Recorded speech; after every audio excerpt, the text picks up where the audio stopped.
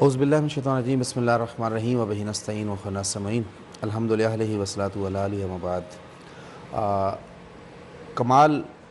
محبت کا زینہ ہوتا ہے اور ذریعہ ہوتا ہے۔ تربیت جس وجود سے ساطع ہوتی ہے، کمال سب سے پہلے عیاں ہوتا ہے۔ میرے مصطفیٰ کو اللہ نے کل رحمت بنا کے بھیجا اور اس طرح کے کمال رحمت بنا کے بھیجا کہ جانی دشمن، ایک دوسرے کی جان کے دشمن، ایک دوسرے کے خاندان کے دشمن، ایک دوسرے کے قبیلے کے دشمن، عزت و ناموس کے دشمن، مال دولت کے دشمن، اس طرح سے آپس میں شیر و شکر ہو گئے کہ ایک دوسرے کے پاؤں میں سر رکھنے پہ آمادہ و تیار ہو گئے۔ اور وہاں پاؤں میں سر رکھتے ہوئے ان کو یہ بھی خیال نہ رہا کہ میرا سر ہے اور اس کے پاؤں ہیں، اور وہ آپس میں اس طرح سے محیب بن گئے کہ اپنی جائیدادیں آپس میں بانٹ لیں، حتیٰ کہ اپنے گھر کے تمام اموال آپس میں بانٹ لیے۔ تو یہ میرے نبی کا اسوہ تھا، میرے نبی کی سیرت، اور اس اسوے نے اور اس سیرت نے ایسا کمال بخشا کہ وہ کہ جو اٹاٹوپ اندھیرے جہالت کے جن کے دلوں پہ چھائے ہوئے تھے، اور جو بتوں کو خدا سمجھ رہے تھے، جو شراب کو خوراک سمجھتے تھے اور غذا کے طور پہ استعمال کرتے تھے، پانسے کھیلنا اور جوا جن کا شغل ہوا کرتا تھا، اور خون کی ہولیاں کھیلنا جن کا زندگی کا کاروبار ہوا کرتا تھا، وہ اس طرح سے مومن ہو گئے، اس طرح سے کامل ایمان ہو گئے کہ اللہ نے فرمایا رضی اللہ عنہ و رضوا عنہ،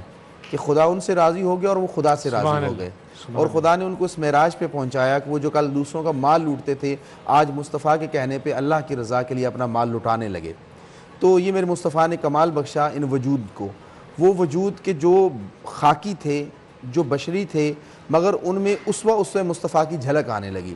اس میں آپ منظر دیکھتے ہیں کہ ایک وہ کہ جو فارس میں پیدا ہوتا ہے،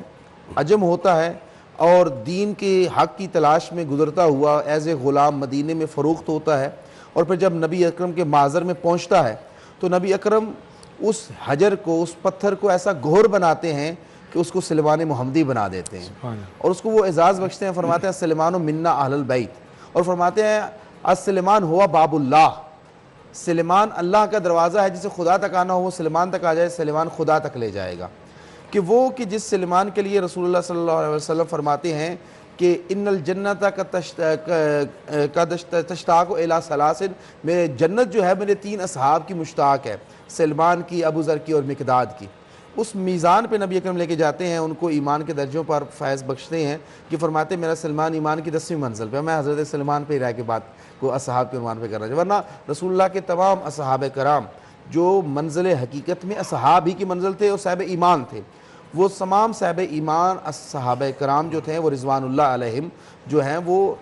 اس طرح سے ہیں کہ روشن ستارے ہیں، ہدایت کے مینارے اہل بیت ہیں، چونکہ اللہ کے رسول نے جاتے ہوئے فرمایا تھا انی تارک فیکم الثقلین کتاب اللہ و اطاعت اہل بیتی ما ان تمسکتم بہما لن تضلوا بعدی، کہ میں جو ہدایت کے 2 مینارے چھوڑ جا رہا ہوں، ایک قرآن ہے اور ایک میری اہل بیت ہے۔ تو چونکہ میں مکتب اہل بیت سے تعلق رکھتا ہوں تو اس لیے ہمارا یہ نظریہ و فکر یہ ہے کہ اہل بیت جو ہیں ان کو اللہ نے اس منزل پہ پہنچایا ہے کہ کمال مصطفیٰ ان کے وجود میں عطا کیا ہے، ان کی تربیت، ان کی گھٹی رسول اللہ کا لابدان ہے، اور انہوں نے رسول اللہ کی گود میں پرورش پائی ہے۔ اسی رسول خدا نے فرمایا تھا کہ اولنا محمد، آخرنا محمد، واوسطنا محمد، وکلنا محمد، ہم وجود میں محمد ہیں۔ اور پھر رسول اللہ جب اپنے اہل بیت کو چادر کے نیچے لیتے ہیں اور فرماتے ہیں اللہ من ہؤلاء اہل بیتی خاصتی حامتی لحم لحمی و دم دمی یعلمونی من یعلم و یحزن من یحزن وانا حرب لمن حاربهم وسلم لمن سالم وعدو لمن آدم وحب لمن حبهم انهم منی وانا منهم فجل صلواتک و برکاتک رحمتک و فرانک و رضوانک علی وعلیہم واذهب عنهم الرجس وطہرهم تطہیرا، کہ پروردگارا یہ میرے اہل بیت ہیں۔ اور پھر خدا بھی ان کے لیے وہ سند عطا فرماتا ہے کہ انما یرید اللہ لیذهب عنکم الرجس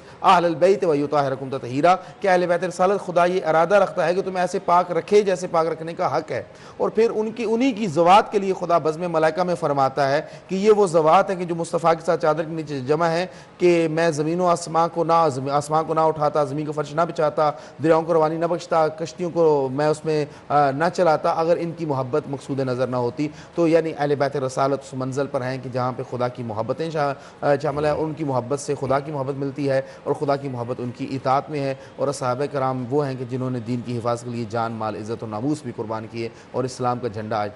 بلند ہوا اور آج تک ہمارے پاس نور جو ہے ان کے وسیلے سے۔ جزاک اللہ علامہ صاحب، بہت خوب بیان فرمایا آپ نے۔